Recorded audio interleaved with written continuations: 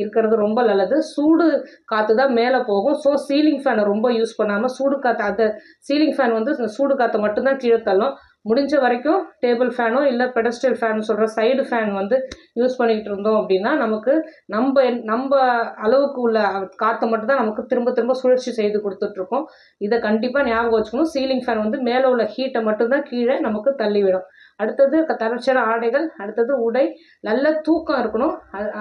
அப்புறம் வெளியே போகிறதா இருந்தால் கண்டிப்பாக நீர்மோர் கையில் கொஞ்சம் எடுத்துகிட்டு போனால் ரொம்ப நல்லது. நீர்மோர் நீங்கள் குடிச்சு பார்த்தாலே தெரியும், எங்கே போனாலும் அந்த வெளியே உள்ள உஷ்ணம் வந்து நம்ம உடம்புக்கு வந்து தெரியவே தெரியாது. ஏன்னா உடம்புல வந்து அவ்வளோ குளிர்ச்சி கொடுக்கக்கூடிய இது நீர்மோர்.